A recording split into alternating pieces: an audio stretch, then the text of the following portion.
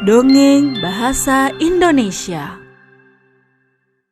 Tambelina. Pada suatu hari, hiduplah wanita seorang diri. Dia selalu ingin memiliki anak perempuan sejak dia masih kecil. Satu pagi yang cerah, dia menyiram tanaman sambil menangis, membayangkan jika memiliki anak perempuan yang bisa diajak bermain. Seorang ibu peri muncul di depannya. Ada apa, Nak? Kenapa kau menangis? Aku sangat menginginkan anak perempuan. Kumohon, bisakah kau bantu aku menemukannya? Aku putus asa. Oh, tenang. Itu mudah saja. Ibu peri dengan kekuatan ajaibnya memberikan bibit kepada wanita itu. Nak, lihatlah. Ini bukanlah bibit biasa yang dapat tumbuh di ladang. Bibit ini butuh banyak cinta dan kehangatan. Letakkan bibit ini di pot, dan lihatlah apa yang terjadi. Jangan lupa sinari dengan matahari secukupnya. Oh, terima kasih Ibu Peri. Kau sangat murah hati. Dia menanamkan bibit tersebut ke pot. Dia letakkan di depan jendela agar dapat sinar matahari yang cukup. Bibit itu tumbuh dengan cepat menjadi bunga besar yang indah, yang sangat mirip dengan tulip. Wanita itu merawatnya dengan cinta dan menyiraminya setiap hari. Satu hari, wanita itu mencium lembut kelopaknya yang setengah terbuka. Dan dengan ajaib, bunga tersebut mekar dengan sempurna. Dan ternyata, di dalamnya duduk manis seorang anak perempuan yang sangat cantik. Dia adalah anakku, anak perempuanku. Akan kupanggil dia Tambelina. Dia tidak lebih besar dari ibu jariku. Aku ibumu, Nak. Dan namamu adalah Tambelina. Bunga tersebut telah memberikannya anak perempuan yang dia impikan.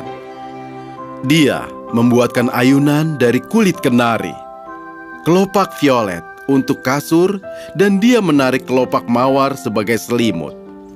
Sepanjang hari, dia bermain perahu dari kelopak tulip di atas piring air dan mendayung ke sana kemari dengan sepasang dayung dari rambut kuda putih. Itu merupakan pemandangan yang sangat cantik. Satu malam, dia tertidur dengan cepat di dalam kulit kenarinya. Seekor katak melompat masuk melalui lubang di jendela. Rat, betapa cantiknya dia. Dia akan menjadi pasangan pengantin yang sempurna untuk anakku. Warp. Dan dia mengambil kulit kenarinya. Di saat anak itu tertidur dengan nyenyak dan menyimpan Tambelina di atas daun lili di tengah kolam. Aku menempatkannya di atas daun bunga lili. Dia tidak akan pernah bisa melarikan diri dari kita.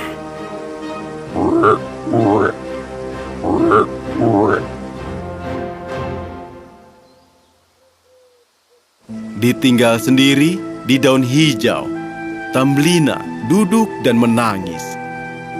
Dia tidak ingin anak katak yang jelek menjadi suaminya. Aku tidak akan menikahimu. Jangan bilang begitu padaku. Dan di sisi lain, ibu Tambelina mencarinya kemana-mana hingga sudut-sudut rumah, dan dia tidak menemukannya. Ada sekelompok ikan yang berenang di bawah kakinya. Mereka telah melihat si katak dan mendengar percakapannya. Mereka merasa kasihan dan memutuskan untuk menolong Tambelina.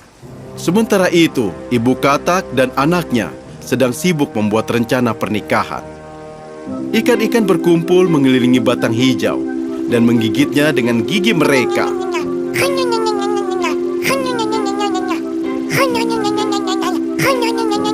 Daunnya pun terlepas dari batang.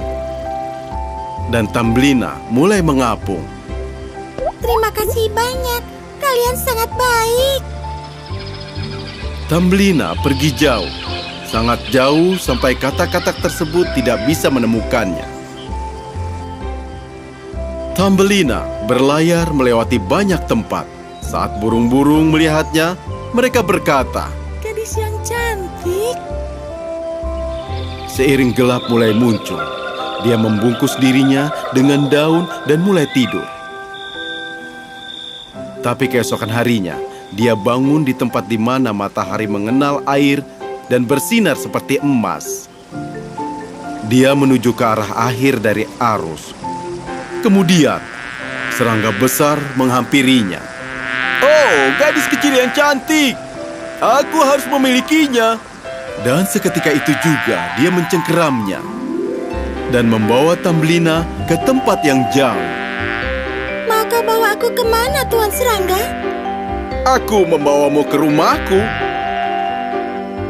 Kemudian mereka tiba di rumah serangga. Semua teman-teman serangga menghampirinya untuk melihat siapa yang datang. Teman-teman, lihatlah gadis cantik ini. Aku akan menikahinya. Dia hanya memiliki 2 kaki. Betapa menyedihkannya.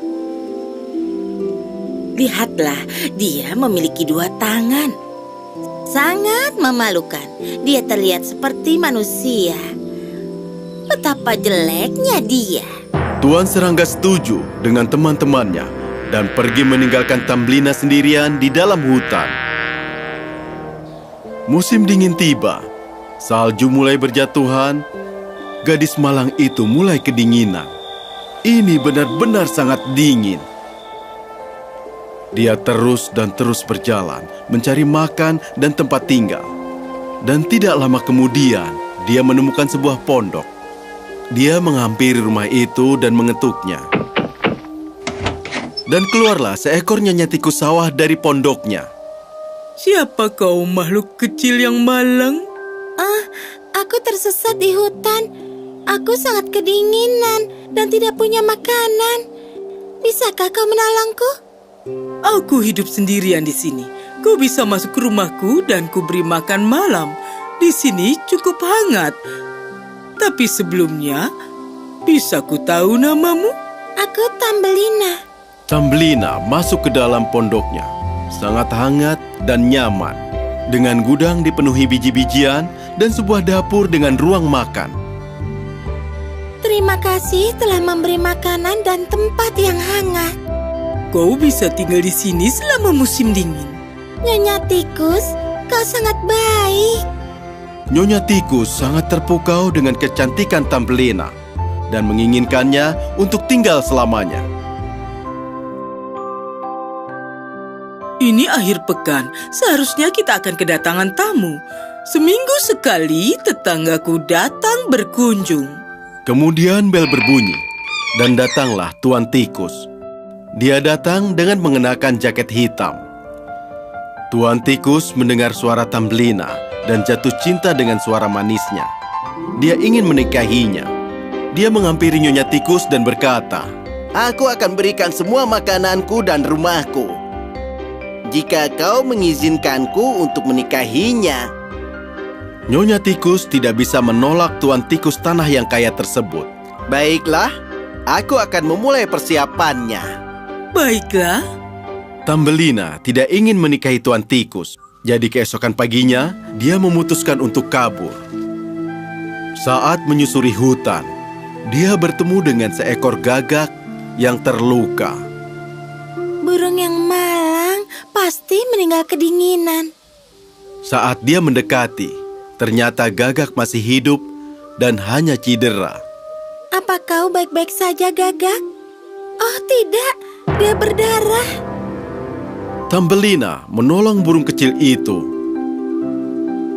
dan mencari perban juga obat untuk si gagak. Jangan khawatir, Nyonya Gagak. Kau akan baik-baik saja.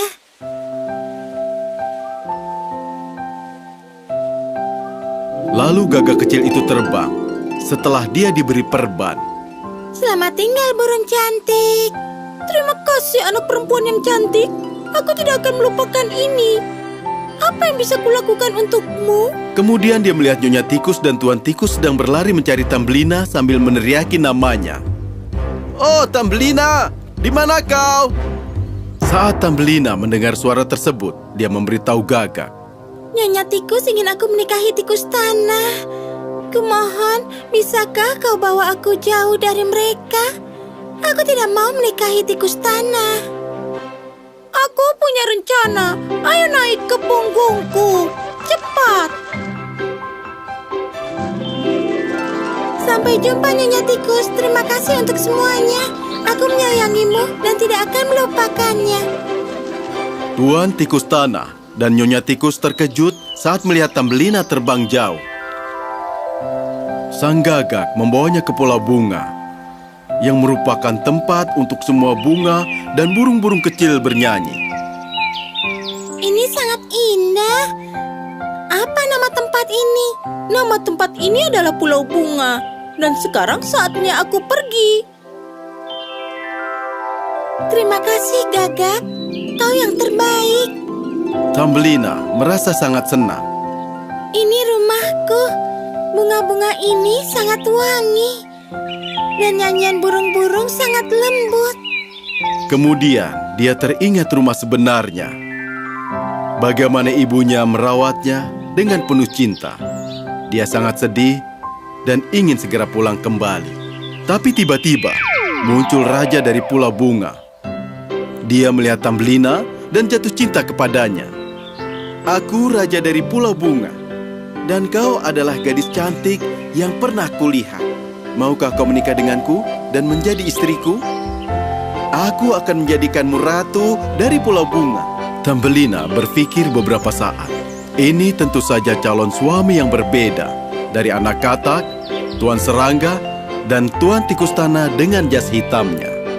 Baiklah, hanya saja kau harus membawaku ke ibuku. Dan di sana kita akan hidup bahagia selamanya. Raja setuju dan membawakan kado ke Tambelina. Hadiah terbaik, tentu saja itu sebuah sayap perak yang besar. Selain bisa membawanya dengan cepat ke rumah, sayap ini juga membawanya terbang dari bunga ke bunga. Mereka segera menikah. Setelah pernikahan, Raja dan Tambelina segera pergi ke rumah ibu. Tentu saja, ibu sangat bahagia melihatnya kembali. Oh, Tambelina, kau tidak tahu betapa bahagianya aku melihat kau kembali. Aku tidak akan membiarkanmu pergi jauh sekarang. Aku tidak akan meninggalkanmu, Bu. Ibu menerima mereka berdua, dan mereka semua hidup bahagia selamanya.